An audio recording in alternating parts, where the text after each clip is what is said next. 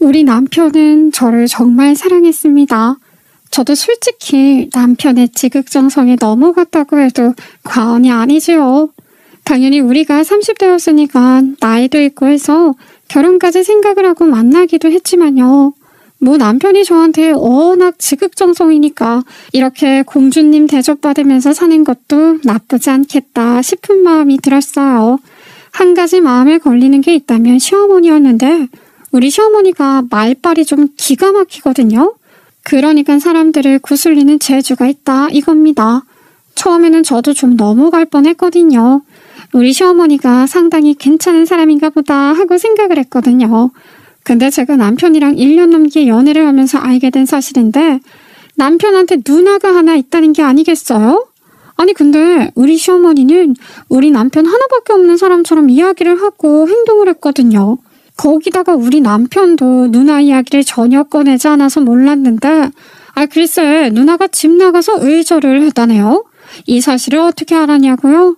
제가 남편이랑 연애를 한다는 걸 알게 된 건지 뭔지 제가 사용하는 SNS로 연락이 온 거예요. 남편 누나라는 사람한테 말이지요.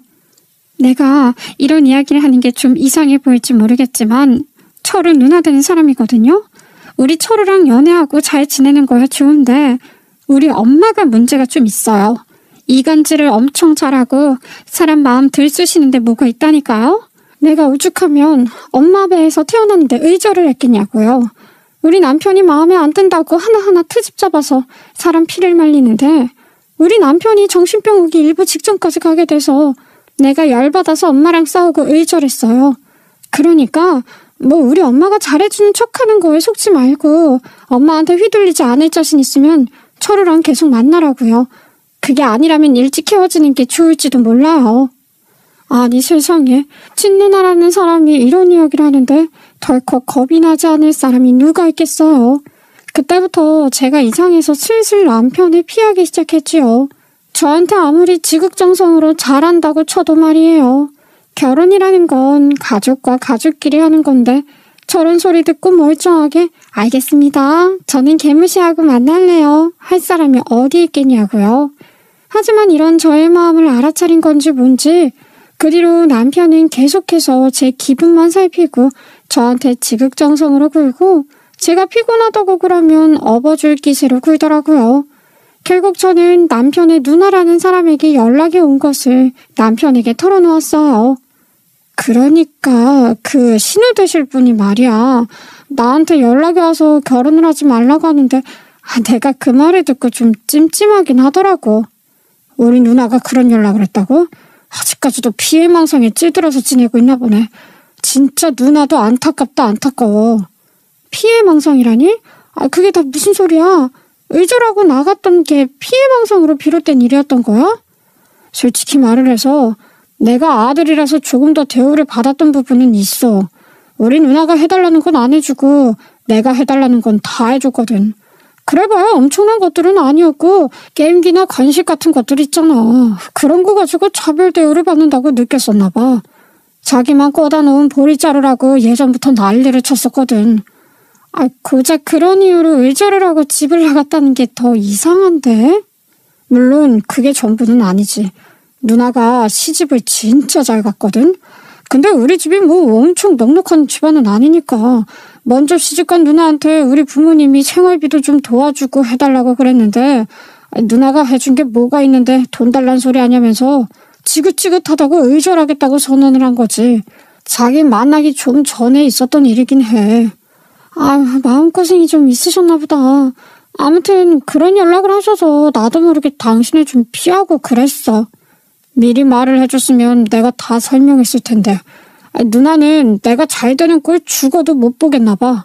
내가 하는 일마다 다 트집 잡고 나는 모든 혜택을 받았음에도 붓이 없는 사람이라면서 매일같이 나를 무시했거든. 나도 상처 많이 받았지. 그래도 우리 누나라서 나쁜 감정은 안 가지려고 했는데 이런 식으로 결혼까지 방해하려고 할 줄은 몰랐어. 우리 누나가 정신적으로 좀 문제가 있나 봐. 미안해. 내가 앞으로는 이런 오해가 생기지 않도록 하나하나 다 설명하고 잘할게. 남편의 말을 들으니까 또 남편 입장도 이해가 가더라고요. 그 이후에도 저에게 꾸준히 너무나도 잘해주기도 했었고요. 제가 뭐 엄청 잘난 게 있는 것도 아닌데 그렇게 해주니까 이만큼 저를 사랑해줄 사람이 또 어디 있겠냐 싶기도 하고, 그리고 시어머니가 무슨 이야기를 전해 들은 건지 모르겠는데 저를 또 불편한 사람 대하듯이 적당히 거리를 두면서 지내더라고요. 우리 시어머니가 이렇게 이야기를 하니까 시집살이를 엄청 시킬 사람처럼 느껴질 수도 있겠지만, 근데 이게 또 미묘해요.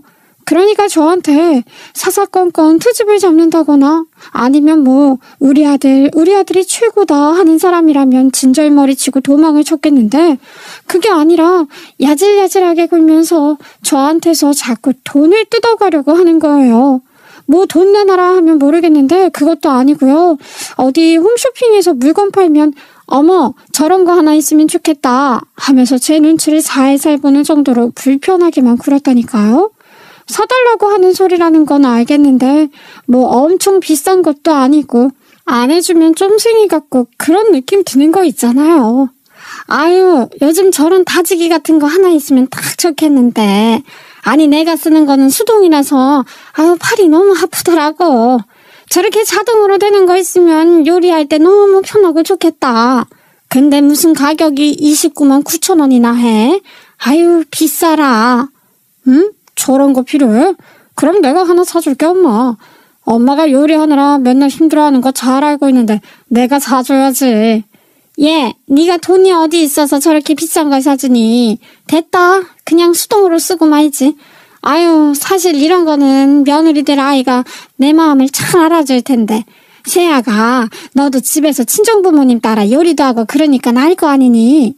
저런 게 얼마나 필요한 건지. 아, 알죠. 저희 집에도 있어요. 저희 친정엄마 지난번에 하나 사드렸는데 새 모델이 나왔나 봐요. 그래? 아, 나도 하나 있었으면 좋겠는데 우리 아들은 데이트하느라 비용도 많이 내고 그럴 거 아니야. 어머머, 내가 참 별말을 다 한다. 그렇지? 엄마, 제가 하나 사드린다니까요. 저건 뭐 얼마나 한다고. 저런 거 하나는 사드릴 수 있지. 예, 아니라니까. 너는 요즘 결혼 자금 모은다고 적금도 하나 들어놓고선 무슨 돈이 있어서 30만 원이나 하는 다지기 기계를 사준다고 그래. 그 말이 뭐겠어요. 제 얼굴 똑바로 보면서 이야기를 하는데 네가 하나 사줘라 하는 거랑 뭐가 다르겠냐고요. 결국에는 제가 하나 사드리겠다고 하니까 그건 또 좋다고 넙죽 받으시대요. 그런 게 한두 가지가 아니었어요. 근데 뭐 또 말도 안 되게 드라마에서 나오는 것처럼 밍크코트 한번 해줘라, 금가락지 해줘라 그런 건 아니고 생필품 같은 거 사달라고 하니까 무시하기가 좀 그렇더라고요. 그렇게 시댁의 주방가전 내가 몇 개를 바꿔드렸다니까요. 아, 뭐 호구 잡힌 거다 생각하시면 어쩔 수 없지만 제가 생각한 심각한 수준도 아니고 시집살이라고 하기엔 애매한 부분이라 결혼의 걸림돌이라고 치부하기엔 부족했죠. 아무튼 이 정도면 양호하다는 의견도 있고 그래서 남편이 워낙 저한테 헌신적이니까 결혼을 하기로 마음먹었습니다. 근데 결혼을 하고 나서부터는 저한테 빌붙는 스킬이 장난이 아닌 거예요. 제가 마트 간다고 하면 동네가 떨어져 있는데도 굳이 따라와서는 자기 물건값까지 계산해달라고 하는데, 아니 우리 둘이서 쓰는 생활비보다요 시어머니한테 나가는 생활비가 더 드는 것 같았다니까요. 진짜 어이가 없어서. 이대로 가다가는 돈을 모으기는커녕 애 키울 돈도 없겠구나 싶더라고요. 그래서 제가 시어머니한테 딱 잘라서 말을 했지요. 어머님, 앞으로 장 볼 때는 따로 보는 게 좋을 것 같아요. 저희 부부 한 달 식비가 20만 원에서 30만 원 정도로 해결이 되거든요. 평일에는 거의 회사에서 밥 먹으니까요. 주말에도 늦잠 자고 일어나서 느지막하게 점점 먹고 야식으로 간식 같은 거 먹으면 끝인데 어머님이 장 볼 때마다 따라오시니까 거기서 나가는 비용이 엄청나더라고요. 어머나, 우리 부부야말로 나이 들어서 먹으면 뭘 얼마나 먹는다고 그러니? 그건 뭐 얼마나 된다고 몇 번 장같이 보러 가서 계산했다고 생색을 내고 그래. 아유, 어머님도 아시잖아요. 한 번 볼 때 5, 6만 원씩 나간다고 쳐도 그게 일주일에 한 번 꼴이니까 한 달에 2, 30만 원은 거뜬히 나간다고요. 저희도 아껴 써야 아이도 낳고 하죠. 대신에 너희는 대출비는 안 나가잖니? 우리가 돈을 얼마나 보태줬는데 그런 소리를 하고 그래. 너희가 편안하게 살 수 있는 건 다 우리가 집값 보태줘서 그런 거잖아. 물론 그것도 맞죠. 어머님하고 아버님 덕에 편안하게 결혼 생활을 시작하긴 했지만 그래도 저희가 회사 다니는 사람들인데 월급은 고정적이고 지금 젊었을 때 열심히 벌어둬야 나중에도 돈 걱정 없이 잘 살 수 있지 않겠어요? 그러니까 이해를 좀 해주세요. 그렇게 말을 하니까 입을 삐죽이면서 그 뒤로 마트에서 장 볼 때는 안 따라오는데 간혹 가다가 자꾸 이거 필요하다, 저거 필요하다 하면서 쓸데없는 것들을 그렇게 사달라고 하는 거예요. 아니, 한 번은 저한테 전자레인지를 사달라고 하는 게 아니겠어요? 물론 그게 막 엄청 비싼 물건은 아니었지만 분명히 시댁에 멀쩡하게 잘 돌아가는 전자레인지가 있는데 저한테 새 거를 사달라고 하니까 좀 그랬거든요. 근데 뭐 오래됐다고 하니까 알겠다고 하고 사드렸지요. 근데 글쎄 제가 아주 기가 막힌 걸 봤잖아요. 아니, 시아버지께서 저한테 서류 하나를 뽑아달라고 부탁을 하셔서 그거 전해드리려고 시댁에 방문을 했는데 저녁 시간이었거든요. 근데 글쎄 아파트 현관 입구에서 시어머니가 누구랑 큰 박스를 들고 이야기를 하고 있는 거예요. 뭔가 하고 봤더니 제가 사드렸던 전자레인지를 포장지도 뜯지 않은 채로 누구한테 주고 있는 거지요. 이게 뭔가 했거든요.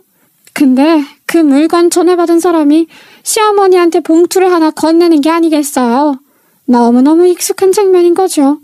그거 중국어를 하는 장면인 거예요. 제가 어이가 없어서 일부러 시어머니한테 본 척은 안 하고 휴대폰으로 동네 중고거래 어플을 들어갔더니 그 전자레인지 거래 중이라는 표시가 뜬 게시물이 있더라고요. 시어머니 아이디겠구나 싶어서 여태까지 뭘 팔았나 검색을 해봤더니 아니 글쎄 저한테서 자잘하게 받아갔던 주방용품 같은 걸 전부 다 중고로 팔았더라고요. 포장도 안 뜯은 새 물건입니다 라고 하면서 말이에요. 중고 거래를 한두 번 해본 것도 아니었는지 제가 20만 원 주고 산 건 15만 원에 팔고 10만 원에 사드린 것은 7만 원에 팔고 가격도 정말 합리적으로 파셨더라고요. 아주 거래 온도가 핫해도 너무 핫한 거 있죠. 좋은 새 상품을 저렴하게 팔아주셔서 감사합니다. 댓글이 넘쳐나는데 기가 막혀서 돌아버리는 줄 알았어요. 봐도 거래 내역이 끝이 없어서 이거 그대로 넘어가면 안 되겠다 싶더라고요. 시댁에 딱 들어가서 시아버지한테 서류 전해드리고 시어머니한테 슬쩍 말을 걸었습니다. 어머님, 근데 제가 사드렸던 물건들 있잖아요. 그거 어디다가 두고 쓰세요? 얼마 전에 전자레인지 사드린 것도 안 바꾸셨네요. 기존에 쓰던 거 고장났다고 하셔서 안 되는 줄 알고 부랴부랴 사드렸더니 잘 되나 봐요? 응? 그거? 내가 써보려고 하니까 작동법이랑 이거랑 영 다르더라고. 어렵더라. 그래서 나중에 쓰려고 저기 창고에 넣어뒀어. 때마침 이놈이 제정신으로 돌아온 건지 다시 잘 굴러가더라고. 기기라는 게 꼭 그렇다니까. 버리려고 하면 갑자기 멀쩡해지고 말이야. 그러면요, 제가 사드렸던 전자레인지 그거 안 쓰실 거면 제가 가져가서 써도 돼요? 아니, 때마침 저희 집 전자레인지가 고장났더라고요. 새로 사긴 좀 그렇고 어머님 안 쓰실 거면 제가 쓸게요. 굳이 돈 주고 새 거 살 필요 없게 되고 좋네요. 어머, 나 준 걸 왜 달라고 그러니? 그리고 너네 가전 산지 얼마 되지도 않았잖아. 그거 수리해서 써.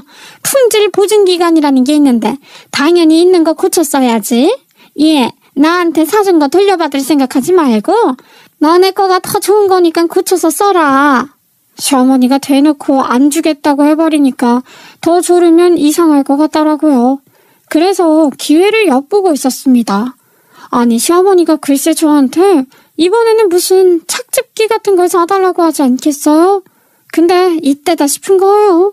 그래서 착즙기를 하나 사드린 다음에 그 뒤부터 시어머니네 동네 중고거래 창을 쉬지 않고 새로 고침했다 이겁니다. 시어머니가 아니나 다를까 올려뒀더라고요. 박스까지 그대로 있는 새 착즙기 팝니다 하길래 제가 사겠다고 바로 줄을 섰습니다. 어찌나 웃음이 나던지 혼자 실실거리면서 채팅 딱 치고 내고 없이 바로 삽니다 하니까 당장 거래를 하자고 하대요. 제가 당황할 시어머니의 얼굴을 상상하면서 배꼽을 잡고 아주 미친년처럼 웃었다니까요. 그날 장소 근처에 몰래 숨어서 기다리다가 시어머니가 착즙기를 수레에 끌고 나타났더라고요. 제가 바로 시어머니한테 싹 다가갔죠. 어머님, 어머 여기서 뭐 하세요? 아이고 머니 아이고 깜짝이야. 아니 네가 여기는 웬일이야? 어? 아니 나 바쁘니까 조금 있다가 이야기하자. 먼저 가봐라. 저도 여기 약속 있어서요. 근데 어머님, 이 상자 제가 사드린 착즙기 상자 아니에요?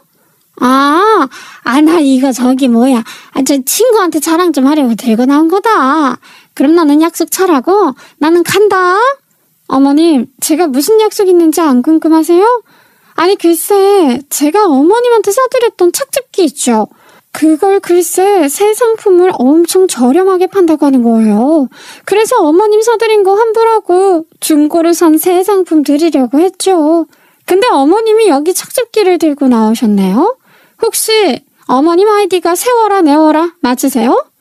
그 말에 시어머니가 글쎄 뒤로 나자빠질 듯이 놀라는 게 아니겠어요? 저 반응이야말로 세워라 내워라 아이디가 딱 남았어 하는 거죠. 제가 어이가 없어서 원.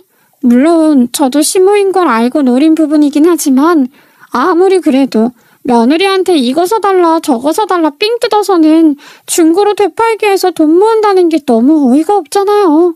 이게 무슨 신종 돈벌이 수법이냐고요.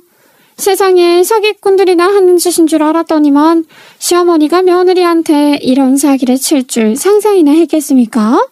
예, 너 다 알면서 지금 나를 놀려먹으려고 한 짓이지? 정말 너무한 거 아니니? 어머님이야말로 너무하신 거죠. 제가 장 볼 때 따라오지 말라고 했더니 이런 짓을 해서 돈을 수급하셨어요? 제가 어머님 중고거래하는 거 보고 얼마나 어이가 없었는지 아세요? 목록 보니까 그동안 제가 사드렸던 주방 가전들 죄다 되팔기 하셨던데요. 아휴, 너네 집 해주고 나서 우리도 돈 없어서 용돈 좀 챙기려고 한 거다. 그러니까 내 죄 용돈 좀 팍팍 주면 얼마나 좋으니? 저희도 넉넉하게 드릴 수 있으면 좋죠. 그래도 명절이나 생신, 어버이날 같은 때 무리해서 드리잖아요. 이해 좀 해주시면 안 돼요?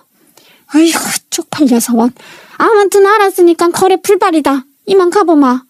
그러더니 뒷공문이 빠지게 도망가려고 하는 거 있죠? 제가 그 와중에 시어머니 붙잡고 착즙기 주고 가라고 어차피 되팔 거 아니냐. 쓸데없는 거 다 안다 했더니 씩씩거리면서 착즙기 주고 가더라고요. 그대로 영수증 들고 가서 환불했습니다. 남편한테 해도 너무한다면서 이 이야기를 해주니까 쪽팔리다면서 고개 푹 숙이는데 아유 남편은 무슨 죄인가 싶고 말이에요. 그 뒤로 저한테 이거 사달라 저거 사달라 말은 못하고 용돈 달라고도 못하고 시어머니가 눈치만 싹 보게 됐지요. 길게 보면 오히려 잘한 일 같기도 하고요. 그래도 그나마 다행이다 싶었거든요. 근데 글쎄 아주 인생을 뒤흔들 일이 생겼지 뭐예요. 결혼 생활을 시작한 지 7년 차. 우리에게는 떡두꺼비 같은 아들도 하나 있었거든요. 서로 맞벌이도 잘하고 있었겠다. 아예 어린이집도 잘 다니고 있었겠다. 별 걱정 없이 살고 있다고 앞으로도 이렇게 가늘게 길게 살면 된다고 생각을 했었는데 우리 남편이 글쎄 사업을 시작하겠다고 선언을 했기 때문에 집안이 아주 그냥 한바탕 뒤집어지게 되었어요.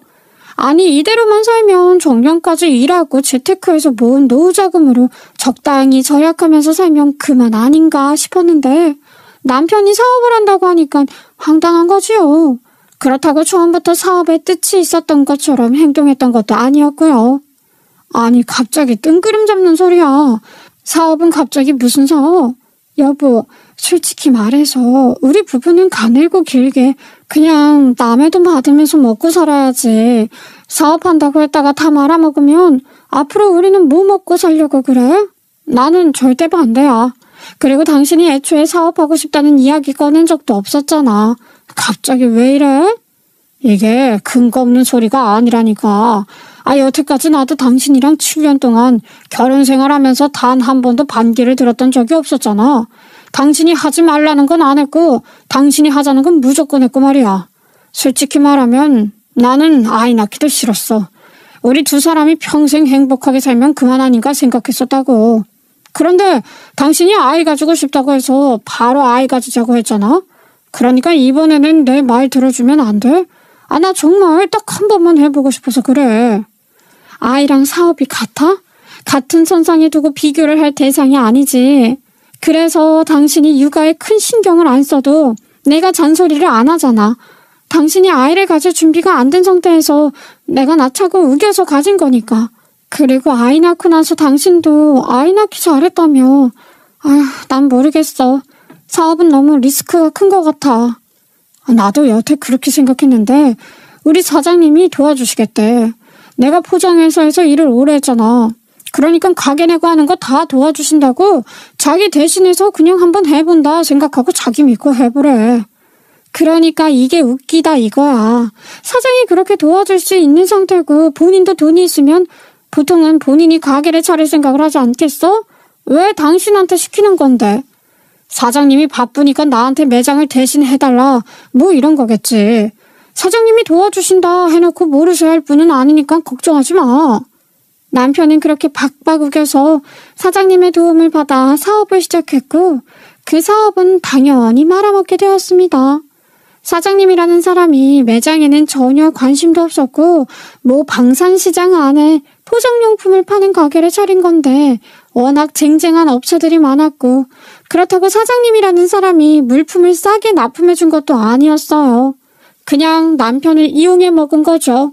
순진하게 사장만 믿고 사업을 벌였던 남편은 가게 월세도 내지 못할 정도로 돈을 벌지 못했고 사장에게 가서 따지고 들었지만 사장은 자기가 한번 해보라고 했었지 한 건 네 선택 아니냐면서 남편에게 모든 책임을 전가했습니다. 남편은 결국 사업을 정리하게 되었고요. 돈을 건지기는커녕 있는 돈도 다 까먹고 빈털터리가 되었죠. 그때는 정말 이대로 망하는 건가 머릿속이 하얗게 변해서 뭘 해야 할지 가늠이 되지 않을 정도였어요.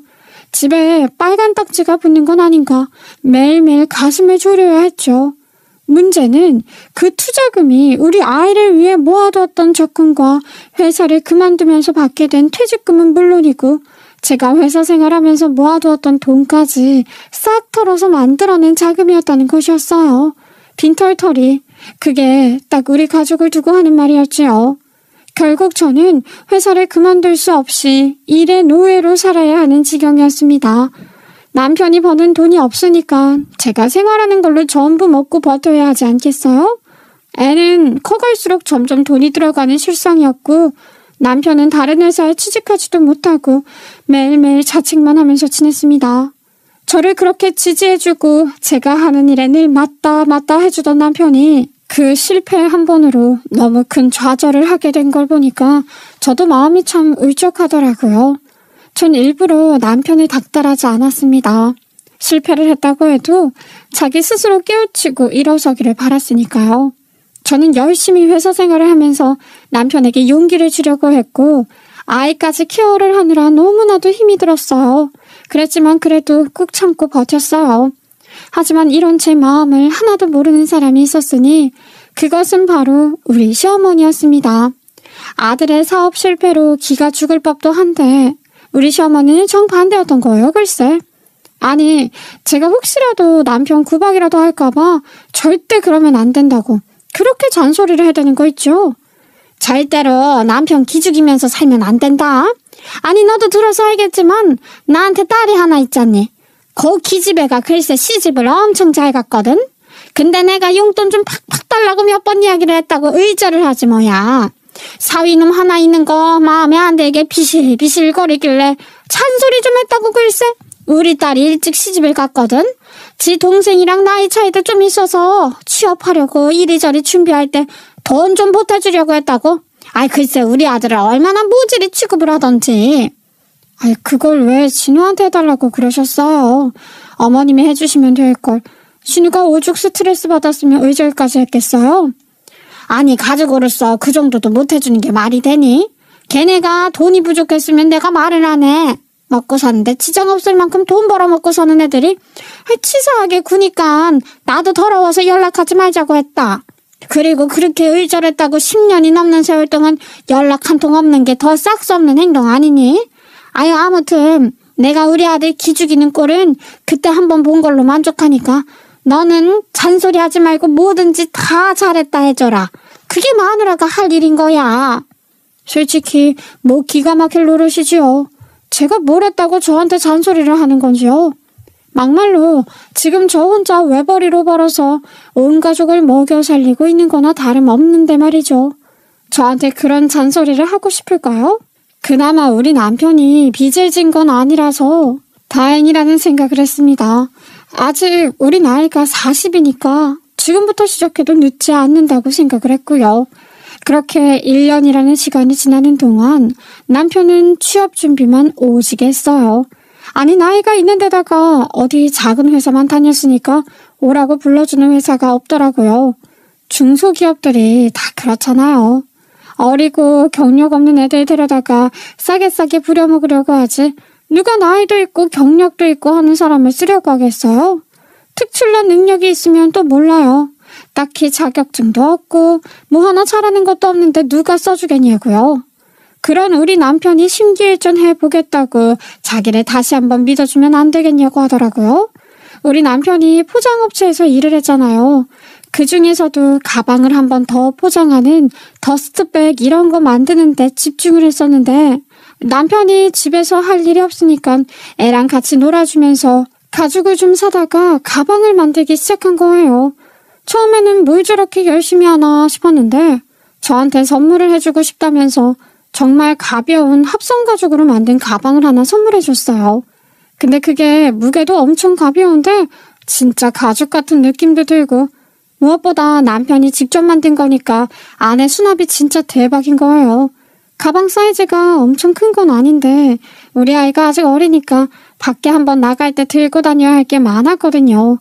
음료수라든지 간식 같은 거부터 물티슈에 혹시 몰라서 여벌옷에 막 엄청 제가 들고 다니는데 그게 다 들어가도 가방 모양이 망가지지 않고 공간도 너무 활용하기 좋은 거지요. 어때? 엄청 좋지? 내가 이 가방을 가지고 디자인 특허를 내서 판매를 해보면 어떨 것 같아? 가방이 진짜 실용성 있고 좋기는 한데 이거 하나 만들려면 시간도 오래 걸리고 또 합성 가죽이니까 가격도 많이 못 받는 거 아니야? 거기다가 딱 엄마들을 위한 가방이니까 타겟팅이 너무 한정적이기도 하고 엄마들은 애들 기저귀 가방 들고 다니는 거에 큰돈을 쏟아부지도 않는데 그게 장사가 잘 되겠어? 이거 끽해봐야 5만 원 안짝으로 팔아야 팔릴 것 같은데 조기 투자 비용이 좀 들겠지. 적어도 몇 천만 원? 공장이랑 계약도 해야 할 거고 몇 번 수정도 해야 할 거고 또 하자품 나오면 내가 다 떠안아야 하고 팔리지 않으면 그것도 문제긴 하니까 돈이 들게 하겠지만 제대로만 홍보해서 팔면 어마어마하게 팔릴 것 같은데 아예 홍보를 고급화해서 그래가지고 브랜딩화해도 좋을 것 같고 당신이 말한 대로 광고까지 해가면서 사업을 하려면 적어도 몇 억은 있어야 할걸. 거기다가 물량 공급 빨리 안 되면 안 되니까. 매장도 하나 운영해서 하면 좋을 것 같은데 인터넷으로만 파는 건 한계가 있잖아. 거기다가 배송 절차도 복잡하고 직원도 써야 할 거고. 그거 다 하려면 한 30억은 있어야겠다. 우리한테 그럴 돈이 어딨어. 일단 광고 같은 건 인터넷으로 좀 하고 공장 계약해서 물건은 우리 집에다가 두고 배송만 밤에 열심히 하고 하면 몇 천으로 가능할 것 같긴 한데 그러니까 지금 나 혼자 벌어서 우리 세 가족 생활비 보태는 것도 구멍나기 일보 직전인데 몇 천이 어디 있냐고. 그래 솔직히 말해서 가방 좋아. 가볍고 수납 공간 딱딱 정해져 있고 이만한 물건 있으면 너도 나도 사겠다고 할 것 같긴 해. 혹시 아파트 담보대출 받는 건 어떨 것 같아? 나중에 돈 잘 벌게 되면 매장도 하나 내고 그러면 좋지. 지금은 일단 사무실 얻을 돈도 없으니까 집에서 운영하고. 내가 이번에는 정말 대박적일 것 같다는 기운을 팍팍 받아서 그래. 딱 한 번만 더 해보자. 응? 남편은 또 한 번 고집을 부렸고 아파트 담보대출은 너무 위험한 것 같아서 말렸지만 남편은 그대로 시댁에 찾아가 저에게 만들어준 가방을 설명하면서 대출을 받아 사업을 하고 싶다고 이야기를 했습니다. 대출이라는 말에 시부모의 얼굴이 굳어지긴 했지만 남편이 너무 열정적으로 설명을 하니까 차마 말리지는 못하는 느낌이었어요. 저는 그냥 제 돈이 아니니까 가만히 있었고요. 결국에는 시어머니 입에서 시아버지를 설득하는 말이 나왔고 어차피 우리 쓰라고 해준 집이니까 대출을 받아서 말아먹어도 우리 책임이라는 말과 함께 남편에게 허락이 떨어졌습니다. 저는요 솔직히 반반이었거든요. 가방 자체는 정말 괜찮았으니까 전문적인 공장에 맡기면 훨씬 좋은 퀄리티로 뽑을 수 있겠구나 하는 생각도 있었고요. 하지만 각종 가방들이 널려 있는데 저희 가방을 굳이 선택해 줄 사람이 있을까 싶은 생각도 들었죠. 그렇게 남편은 아파트 담보대출로 사업을 시작했고 불안한 마음이 없지는 않았지만 남편은 정말 처음 사업할 때와는 다르게 엄청나게 발로 뛰어다니면서 공장을 알아보고 준비를 하기 시작했어요. 최소 주문 물량이 있어야 하기에 우리 집 방 하나는 완전히 남편이 만들어둔 가방과 샘플로 가득 차게 되었지만 남편이 그동안 풀이 죽어서 살아있는 송장처럼 굴었을 때와는 다르게 엄청 생기 있게 움직이는 모습을 보면서 저는 나름의 행복함과 안도감까지 느끼게 되었습니다. 남편이 정말 실패로 인해서 완벽하게 무너지는 건 아닌지 걱정이 되었었기 때문이었죠. 지난 1년 동안 사람이 살도 빠지고 정신도 빠진 것처럼 굴었었으니까요. 남편의 가방은 성공적이었지만 생각한 것만큼 잘 팔리지는 않았어요. 홍보가 잘 되지 않았기 때문이었지요. 홍보라는 게 생각보다 쉽지 않더라고요. 인터넷에 엄마들이 이용한다는 맘카페 같은데 홍보글을 올리면 정지를 당하기 일쑤였고 SNS에 홍보를 해봐도 제가 아는 사람들에게만 홍보가 되는 것이었으니까 지인 장사밖에 되지 않았거든요. 그렇게 지인들에게 몇 개 판 게 전부였고 최소 주문 수량을 맞춰야 해서 감당하기 어려운 물건 수를 떠안아야 했는데 사람이 죽으라는 법은 없나 보더라고요. 우리 물건을 우연히 사게 된 사람 중 하나가 블로그에 후기 글을 하나 올려주었는데 그 뒤로 아름아름 소문이 나면서 주문이 들어오기 시작했거든요. 남편이 가방 사업을 시작한 지 8개월 차에 우리가 처음에 뽑았던 물량을 전부 다 판매하게 되었고 남편은 기존 가방과 추가 디자인을 한 가방까지 새로 만들어서 물건을 판매하기 시작했어요. 이때는 본격적으로 가방 판매 사이트를 만들었고 사이트가 생기자 사람들이 좀 더 믿음을 가지고 가방을 사게 되었어요. 남편이 가방 판매 사업을 시작한 지 3년 차가 되었을 때 우리는 처음에 목표했던 것만큼은 아니지만 작은 사무실도 하나 가지게 되었고 배송을 전문으로 하는 직원 2명에 물건 검수를 하는 직원 1명, 고객 상담을 하는 직원 1명과 사이트 관리자 1명을 두고 일을 하게 되었습니다. 총 직원이 5명이 되었으니 4대 보험도 적용을 받을 수 있게 되었고 남편이 벌어오는 돈이 엄청 많은 건 아니었지만 그래도 중소기업에 다녔을 때 이상으로 벌었으니 성공했다고 봐도 무방하다 생각했어요. 물론 그 사이에 참 별일이 다 있었습니다. 우리 친정아버지께서 큰 사고를 당하셨는데 내리막길에서 내려오던 차가 앞에 어린아이가 서 있는 걸 발견하지 못한 거예요. 아버지께서 놀래서 그 아이를 구한다고 차로 뛰어드셨다가 다리가 부러지는 사고를 당하셨거든요.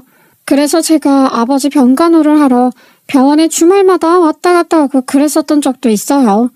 아무튼 시간이 좀 더 지나서 남편은 조금만 더 하면서 욕심을 내서 가방을 찍어내기 시작했는데 남편은 사업이 조금씩 풀리기 시작하니까 또 다른 욕심이 생긴 거예요.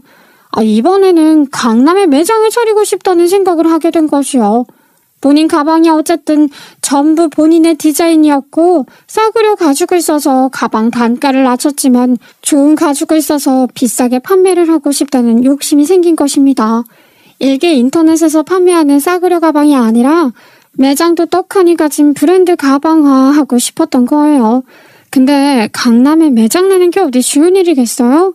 매장 보증금만 억소리에 월세만 해도 1,000 이상이 든다는데 남편은 그만큼의 돈이 없으니까 슬슬 마음대로 안 풀린다 생각이 들었는지 짜증이 늘었고 그럴수록 시어머니의 잔소리가 점점 저를 향해 달려오기 시작했습니다. 우리 아들이 능력은 있어서 돈 벌 준비는 되어 있는데 든든하게 뒷받침을 해줄 수 있는 마누라가 없네. 우리 아들 능력이면 매달 억소리 나는 돈을 벌어오고도 남을 것 같은데 말이야. 이래서 돈 많은 처가를 만나야 성공한다는 말이 있는 건가? 너 어디서 돈 끌어올 것 없니? 아직 저희 집 대출금도 갖고 있는 실정인걸요? 그이가 돈을 벌어오긴 하지만 직원들 월급에 가방 가격도 많이 받는 게 아니라서 뭘 좀 어렵긴 하네요. 그러니까 네가 어디서 돈 가져올 거 없냐 이 말이야. 됐다. 중소기업 다니면서 너도 겨우 풀칠하는 주제. 어디서 돈을 끌어오겠니? 어디서 한 몇십억 투자해줄 사람이 있으면 매장도 내고 그럴 텐데 참 시원치 않네. 우리 아들이 짝을 잘못 만났어. 시어머니는 남편이 쭈구리처럼 지낼 때는 아무 소리도 못하다가 남편이 돈을 벌어오기 시작하니까 그때부터 저의 피를 살살 말리는 것처럼 굴기 시작했어요. 사람이 말이죠. 아무리 누울자리 보고 발 뻗는 거라고 해도 제가 혼자 벌어올 때는 당연히 그래야 하는 것처럼 굴다가 남편이 돈 좀 번다고 기고만장을 해서는 저한테 가진 거 없는 년이라고 무시를 하니까 제가 성질이 나겠어요? 안 나겠어요?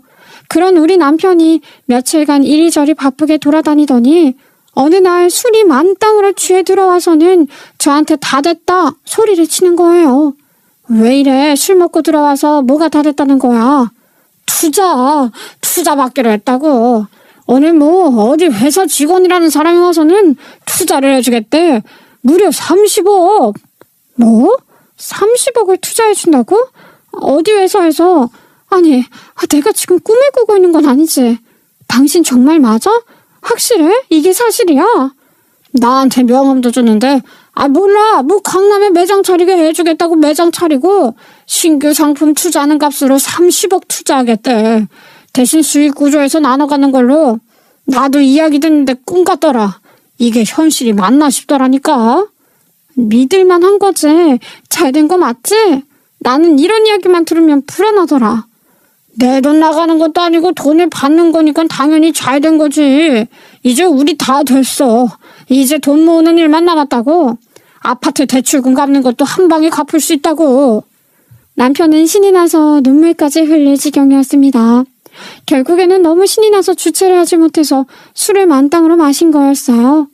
남편은 축하 파티라도 열어야겠다면서 직원들을 다 불러 모아서 집에서 간단하게 술 먹고 밥 먹고 할 수 있는 자리를 만들어야 한다고 했고 당장 주말 저녁에 모이라 하겠다며 저에게 기죽지 않을 만큼 든든하게 파티상을 차리라고 하더라고요.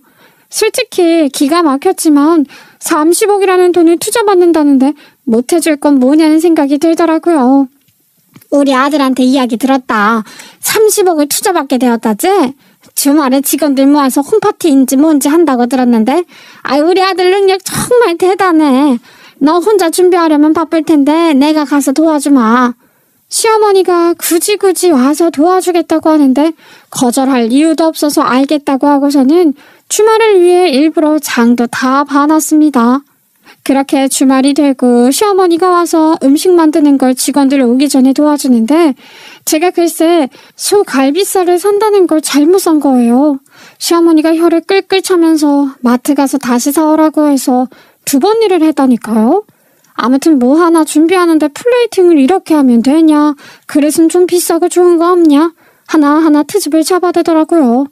이럴 거면 왜 도와준다고 찾아온 건지.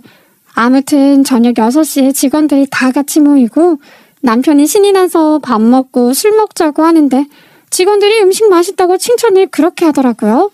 너무 뿌듯해서 저도 맛있게 드시고 열심히 남편이랑 같이 일을 해달라고 했더니 시어머니가 혀를 끌끌 차는 겁니다. 네가 뭘 한 게 있다고 여기서 생색을 내고 그래? 음식 준비 대부분 다 내 손을 거쳐서 나간 건데 하등 쓸모없는 년 같으니라고.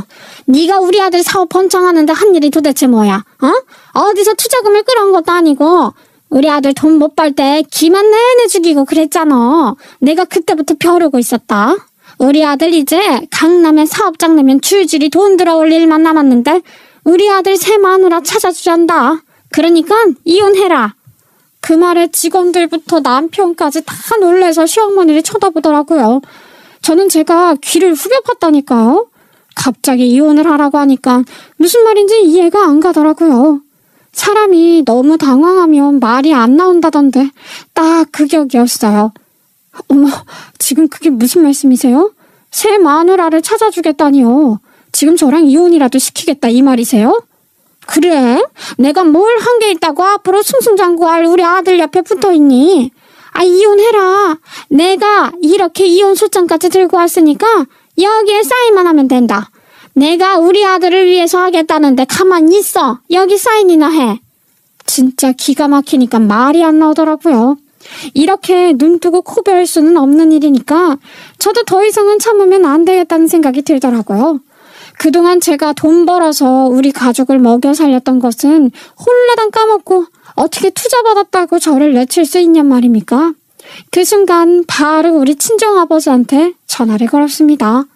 아빠 나야. 여보세요?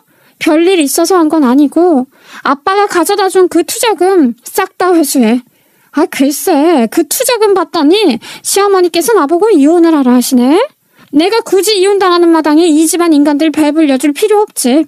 회수한다고 해주세요. 아니 이게 다 무슨 소리야? 투자금 회수를 왜 사돈한테서 찾니? 이게 다 무슨 소리야? 그렇게 정막이 한 5분 10분 흘렀나 봐요. 황당해하고 있는 시어머니와 남편 그리고 직원들을 빤히 쳐다보고 있는데 갑자기 현관문이 딩동 하는 소리가 들렸습니다.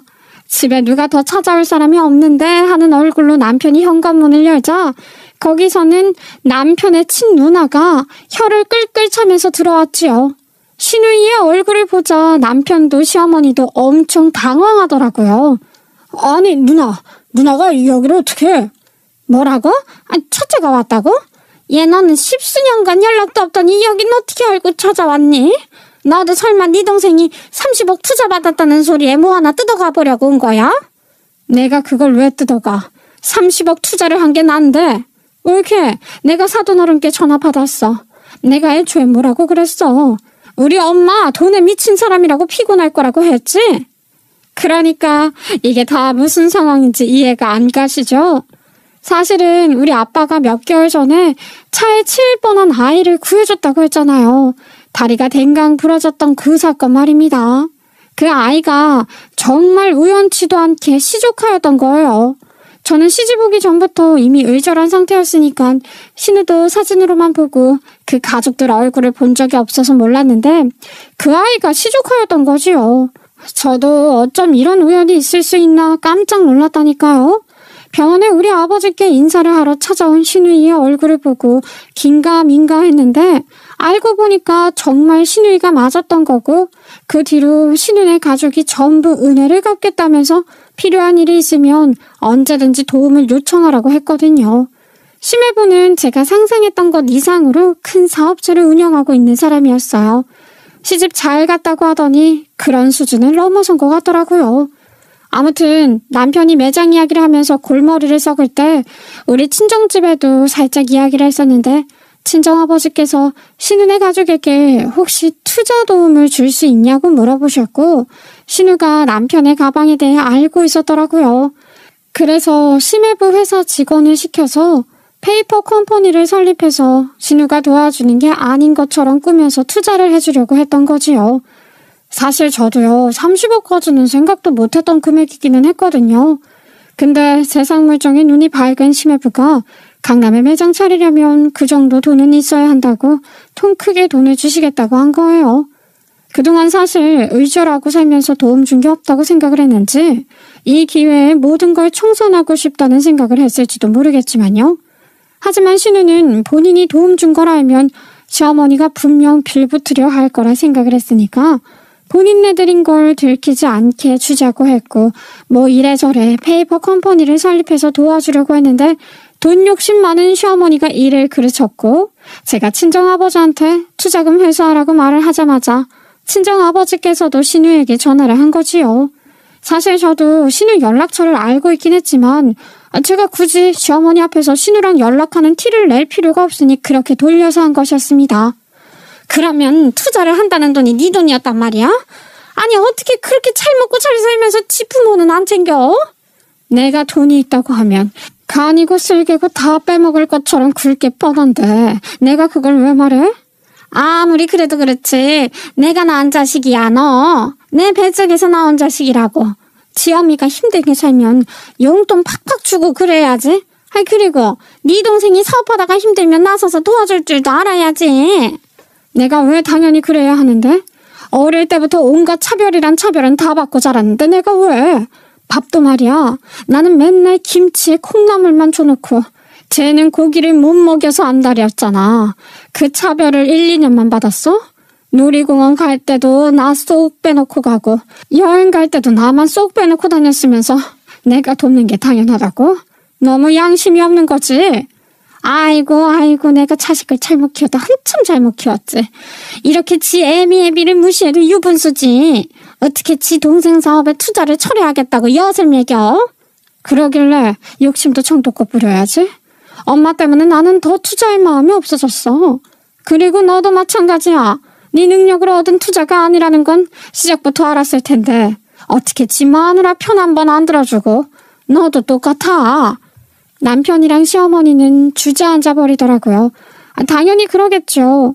30억이라는 돈이 지가 잘해서 붙은 돈인 줄 알았을 텐데 알고 보니까 지 능력이 아니었던 걸 알게 된 것이니까요. 30억도 날아간 마당에 팽했던 자식이 승승장구하는 걸 알았으니 시어머니 입장에서는 얼마나 후회스럽겠어요. 저도 거기에 기름을 확 끼얹었죠.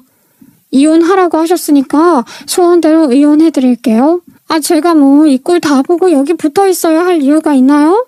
게다가 제가 이혼하고 오갈 곳 없는 것도 아니고 저도 나름 직장 다니면서 벌 만큼은 벌거든요. 이렇게 무시당할 사람 아니라고요. 뭐라고? 이혼이라니 안 돼. 내가 당신 없이 어떻게 살아? 싫어. 이혼 못해. 내가 차라리 누나처럼 엄마랑 의절하고 살게. 나 버리지 마. 이놈 자식이 뭐라는 거야? 의절이라니. 어떻게 자식들이 하나같이 그딴 소리를 할 수가 있어? 당신은 평생 의절 못할 것 같은데? 나도 더 이상은 고통받기 싫어. 그러니까 이혼해. 그 말에 남편이 잘못했다고 원하면 본인도 시어머니랑 의절하겠다면서 자기를 버리지 말아달라고 빌었지만 저는 그 손을 뿌리쳤습니다. 정작 시어머니가 이혼하라고 난리칠 때는 꿀먹은 벙어리 마냥 가만히 있더니 이제 와서 왜 빌고 후회한대요? 게다가 의절이 뭐 그렇게 쉬운 것도 아니고 신우처럼 간간히 있어야 가능한 거 아니겠어요? 남편 성격에 절대로 불가능하다 생각했죠. 아무튼 그 뒤로 저는 매달리는 남편을 뿌리치고 여전히 이혼하자고 강경하게 나오는 중이고 시어머니는 저한테 마지못해 미안하다고 사과를 했지만 안 받아줬어요. 그게 자기가 원해서 한 게 아니라 남편이 시어머니한테 얼굴 안 보고 살겠다고 돌려내라고 난리를 치니까 마지못해 하는 것 같더라고요. 시어머니는 더 당해봐야지요. 마음고생도 더 해야 할 거고요. 그리고 어차피 이혼할 건데 사과 받아주면 또 이혼 안 하는 줄 알고 돌변할지 어떻게 알아요? 자꾸 이혼 소장만 보내면 이혼 못한다고 들어눕는데 조만간 변호사 알아봐야 할 것 같아요. 그리고 투자 받았다고 축하 파티하는 날 직원들이 전부 이 꼴을 보고 갔잖아요. 30억 투자도 무산되고 사장의 인간성도 보게 되니 다들 동시에 그만뒀다고 하더라고요. 그러면서 새 직원 구하느라 사업도 올스톱이 됐어요. 그러니 사람은 정직하게 살아야 된다니까요. 직원들도 현명한 선택을 한 거죠. 저 또한 직원들처럼 이 인간이랑 갈라서고 완벽하게 이혼하고 다시 새 출발해보렵니다. 제 인생 앞으로도 응원 부탁드려요. 여러분들의 앞날도 응원하겠습니다. 감사합니다.